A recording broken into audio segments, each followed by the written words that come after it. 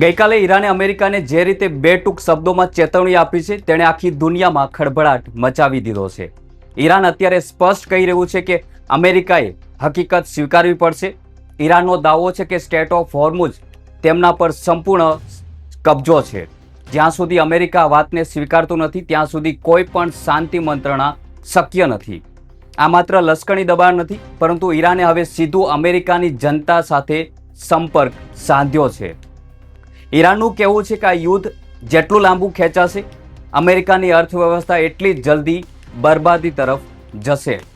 આ એક મોટું આર્થિક મનોવૈજ્ઞાનિક યુદ્ધ છે જેની અસર અત્યારે વોશિંગ્ટન સુધી જોવા મળી રહી છે. બીજી તરફ અમેરિકાના રાષ્ટ્રપતિ ડોનાલ્ડ ટ્રમ્પ અત્યારે અત્યંત આક્રમક મૂડમાં જોવા મળી રહ્યા છે. ટ્રમ્પનું લેટેસ્ટ નિવેદન પણ સામે આવ્યું છે.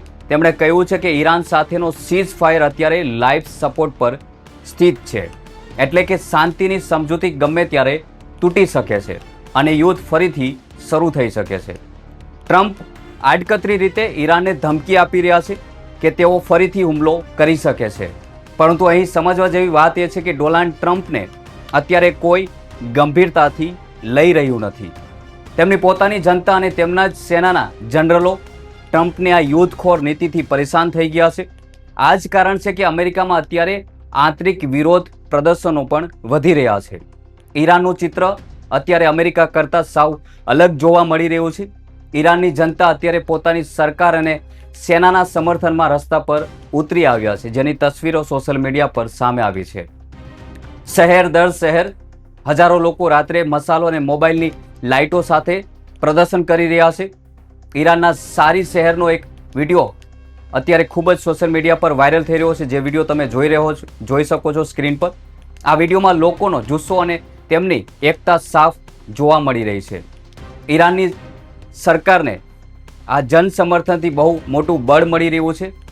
ઈરાનના મંત્રીઓ પણ કહી રહ્યા છે કે અમેરિકા જાણી જોઈને સત્યને નજરઅંદાજ કરી રહ્યું છે. તેઓ યુએન સુરક્ષા પરિષદમાં જે પ્રસ્તાવ લાવી રહ્યા છે તે માત્ર એક રાજકીય ખેલ છે. ઈરાનની સંસદના સ્પીકર મોહમ્મદ બાખર ગાલિફાએ અત્યારે સીધો અમેરિકાની જનતા સાથે સંપર્ક સાધ્યો છે તેવા પણ સમાચાર આંતરરાષ્ટ્રીય મીડિયામાં સામે આવ્યા છે, જે એક બહુ મોટી રાજકીય ચાલ માનવામાં આવે છે. ગાલિફાફે સ્પષ્ટ શબ્દોમાં કહ્યું છે કે ઈરાન સાથેની ડીલમાં જેટલો વિલંબ થશે તેની આર્થિક બોજ અમેરિકાની ટેક્સ ભરતી જનતાએ ઉઠાવવો પડશે. ઈરાને શાંતિ માટે 14 મુદ્દાઓ એક પ્રસ્તાવ સાથે તૈયાર કર્યા છે, જેમાં ઈરાની જનતાના અધિકારો અને સુરક્ષાની વાત કરવામાં આવી છે. ગાલિફાફનું કહેવું છે કે આ અધિકારોને સ્વીકાર્યા વગર શાંતિનો બીજો કોઈ રસ્તો નથી. જો અમેરિકા આ પ્રસ્તાવને નકારે છે તો તેનાથી માત્ર નિષ્ફળતા જ જોવા મળશે. આ નિવેદન પાછળનો મુખ્ય હેતુ અમેરિકાની અંદર ટ્રમ્પ વિરોધી માહોલને વધુ મજબૂત કરવાનો છે. કારણ કે અમેરિકામાં પહેલેથી જ નો કિંગ પ્રોટેસ્ટ જેવા આંદોલનો ચાલી રહ્યા છે. અમેરિકાની અંદર અત્યારે ડોનાલ્ડ ટ્રમ્પ સામેનો રોષ સતત વધી રહ્યો છે, જે ઈરાન માટે એક મજબૂત પ્રેશર પોઈન્ટ સાબિત થઈ રહ્યો છે. અમેરિકાના સામાન્ય નાગરિકો અત્યારે રસ્તા પર ઉતરીને ટ્રમ્પની યુદ્ધખોર નીતિઓનો વિરોધ કરી રહ્યા છે તેવા પણ દ્રશ્યો સોશિયલ મીડિયામાં સામે આવ્યા છે અને આંતરરાષ્ટ્રીય મીડિયામાં સમાચાર પણ સામે આવ્યા છે. બીજી તરફ ઈરાનમાં લોકો પોતાની સેના અને સરકારના સમર્થનમાં એકજૂથ થઈને ઊભા છે. આ પાયાનો તફાવત જ ડોનાલ્ડ ટ્રમ્પની અકળતાનું મુખ્ય કારણ છે. ટ્રમ્પને લાગે છે કે તેમની પોતાની જનતાને તેમનો સાથ આપી રહી નથી, જ્યારે દુશ્મન દેશમાં એકતા જોવા મળી રહી છે. આ જ ગભરાટમાં ટ્રમ્પ હવે એવા નિવેદનો આપી રહ્યા છે જે સીઝ ફાયર અત્યારે ખૂબ જ નાજુક સ્થિતિમાં છે.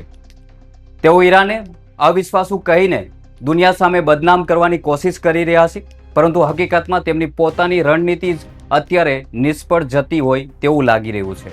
ટ્રમ્પ અત્યારે કહી રહ્યા છે કે જે ઈરાની નેતૃત્વ સાથે કોઈ પણ પ્રકારની સમજૂતી કરવી મુશ્કેલ છે, કારણ કે તેઓ વારંવાર પોતાનો નિર્ણય બદલી રહ્યા છે. ટ્રમ્પે તો ત્યાં સુધી કહ્યું છે કે ઈરાની અધિકારીઓ સાથે બિઝનેસ ડીલ કરવી એ સમયનો વેડફાડ છે. પરંતુ અહીં સવાલ એ ઉઠે છે કે જ્યારે તમારી પોતાની રણનીતિ સતત બદલાતી હોય છે ત્યારે સામો પક્ષ તમારા પર વિશ્વાસ કેવી રીતે કરે તેવો પણ સવાલ ઉઠી રહ્યા છે. મિત્રો, હજી સુધી તમે અમારી ચેનલ સબસ્ક્રાઇબ નથી કરી તો તુરંત કરી લેજો, કારણ કે આ ચેનલ પર જીઓપોલિટિકલ્સની અને ભારતીય રાજનીતિ સાથે જોડાયેલી મહત્વપૂર્ણ અને સાચી માહિતી પ્રોવાઈડ કરવામાં આવે છે. સાથે જ બેલ આઇકન પર ક્લિક કરીને ઓલ નોટિફિકેશન ઓન જરૂર કરી દેજો, જેથી નવા વિડીયોની નોટિફિકેશન તમને મળતી રહે. મિત્રો, ડોનાલ્ડ ટ્રમ્પ અત્યારે જે રીતે નિવેદનો બદલી રહ્યા છે તે બતાવે છે કે અમેરિકાની સૈન્ય રણનીતિ અત્યારે ભારે મૂંઝવણમાં છે. એક બાજુ ટ્રમ્પ કહે છે કે તેઓ યુદ્ધ ઈચ્છતા નથી, પરંતુ બીજી બાજુ તેઓ ઈરાની જનતાને હથિયારો આપવાની વાતો કરી રહ્યા છે. ટ્રમ્પનું માનવું છે કે ઈરાની જનતા હથિયારોની રાહ જોઈ રહી છે, જેથી તેઓ પોતાની સરકાર સામે બળવો કરી શકે. જોકે હકીકત એ છે કે ઈરાનની અંદર અત્યારે જનતા પોતાની સેનાના સમર્થનમાં જોવા મળી રહી છે. ટ્રમ્પે તો ત્યાં સુધી કહ્યું છે કે તેમણે કુર્દ જૂથો પર વિશ્વાસ કર્યો હતો, પરંતુ કુર્દોએ તેમને નિરાશ કર્યા છે. આ બાબત સાબિત કરે છે કે અમેરિકાની પ્રોક્સી વોર એટલે કે બીજાના ખંભે બંદૂક ફોડવાની નીતિ અત્યારે ઈરાન સામે નિષ્ફળ જતી જોવા મળી રહી છે. ટ્રમ્પની આ અકળામણ સ્પષ્ટપણે જોવા મળી રહી છે કે તેમની કોઈ પણ યોજના જમીન પર સફળ થઈ રહી નથી. પરમાણુ હથિયારોના મુદ્દે પણ ડોનાલ્ડ ટ્રમ્પ અત્યારે દુનિયાને ડરાવવાનો પ્રયાસ કરી રહ્યા છે. ટ્રમ્પનું કહેવું છે કે ઈરાન પાસે કોઈ પણ સંજોગોમાં ન્યુક્લિયર વેપન હોવો જોઈએ નહીં. જો ઈરાન પરમાણુ શક્તિ બની જશે તો ઇઝરાયલ અને મધ્ય પૂર્વના દેશોનું અસ્તિત્વ ખતરામાં આવી જશે. ટ્રમ્પ તો ત્યાં સુધી ડર બતાવી રહ્યા છે કે ઈરાન ત્યારબાદ યુરોપ પર હુમલો કરી શકે છે, પરંતુ આ નિવેદન પાછળનો અસલી હેતુ યુરોપિયન દેશો અને ઇઝરાયલને આ યુદ્ધમાં પોતાની સાથે જોડવાનો હેતુ માનવામાં આવી રહ્યો છે.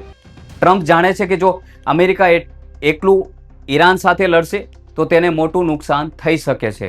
એટલે જ તેઓ અત્યારે પરમાણુ હથિયારોનો ભય બતાવીને આંતરરાષ્ટ્રીય દબાણ ઊભું કરવાની કોશિશ કરી રહ્યા છે. આગામી 24 થી 48 કલાકમાં આખી દુનિયા માટે અત્યંત ગંભીર સમય માનવામાં આવી રહ્યો છે, કારણ કે ડોનાલ્ડ ટ્રમ્પની રણનીતિ પર ભરોસો કરવો અત્યારે ખૂબ જ મુશ્કેલ છે. ટ્રમ્પને હજુ પણ એવું લાગે છે કે તેઓ ઈરાન પર લિમિટેડ સર્જિકલ સ્ટ્રાઇક કરશે અને ઈરાન શાંતિથી બેસી રહેશે, પરંતુ હકીકત એ છે કે ઈરાન હવે એકલું નથી. રશિયા તેને કેમ્પિયન સીના રસ્તેથી સતત ડ્રોન અને મિસાઇલોના સ્પેર પાર્ટ મોકલી રહ્યું છે. રશિયાએ ઈરાનને એવો સપ્લાય પૂરો પાડ્યો છે જેની સીધી અસર યુદ્ધના મેદાનમાં જોવા મળી શકે છે. આ એક એવો ગુપ્ત રસ્તો છે જ્યાં અમેરિકા માટે અવરોધ ઊભો કરવો લગભગ અશક્ય છે. રશિયા સાથે ચીનની ભૂમિકા પણ આ જંગમાં ખૂબ જ મહત્વપૂર્ણ સાબિત થઈ શકી છે. એવા અહેવાલો છે કે ચીન પોતાનું અત્યાધુનિક રિવોલ્યુશનરી વેપન સિસ્ટમ ઈરાનને આપવા જઈ રહ્યું છે, અથવા તો તે ઈરાન સુધી પહોંચી ગયું છે. જો આ હથિયાર ઈરાનના હાથમાં આવી ગયું હશે તો ઈરાન આકાશમાં ઇઝરાયલ કે અમેરિકાના ફાઇટર જેટ માટે નો ફ્લાયર ઝોન બનાવી શકે છે. મતલબ કે અમેરિકાના અત્યાધુનિક વિમાનો પણ ઈરાનની સરહદમાં પ્રવેશતા ડરશે. આ જ કારણ છે કે ઈરાન અત્યારે સમય પસાર કરી રહ્યું છે, કારણ કે જેટલો સમય વીતશે ઈરાન તેટલું વધારે સૈન્ય રીતે મજબૂત બનતું જશે. આ યુદ્ધમાં ખાડી દેશો એટલે કે ગલ્ફ કન્ટ્રીની સ્થિતિ પણ બદલાઈ રહી છે, જેનાથી અમેરિકાની ચિંતા વધી ગઈ છે. સાઉદી અરેબિયાએ સ્પષ્ટ કહી દીધું છે કે તેઓ ઈરાન વિરુદ્ધના કોઈ પણ હુમલા માટે પોતાના સૈન્ય બેઝનો ઉપયોગ કરવા નહીં દે. સિયાદુનનું આ વલણ બતાવે છે કે તેઓ આ વખતે અમેરિકાના પક્ષમાં ઊભા રહેવા માંગતા નથી.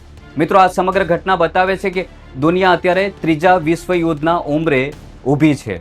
ડોનાલ્ડ ટ્રમ્પની જીત અને ઈરાનનો મક્કમ ઈરાદો ગમે ત્યારે મોટી તબાહી લાવી શકે છે. શું તમને લાગે છે કે અમેરિકા અને ઈરાન પર હુમલો કરવાની હિંમત કરશે, કે પછી રશિયા અને ચીનની મદદથી ઈરાન અમેરિકાને હફાવી દેશે? તમારા વિચારો કમેન્ટના માધ્યમથી જરૂર જણાવજો, અને જતા પહેલાં અમારી ચેનલને સબસ્ક્રાઇબ કરવાનું ભૂલશો નહીં. મળીશું બહુ જલ્દ આવા જ ઇન્ટરેસ્ટિંગ એપિસોડ સાથે. જય હિન્દ.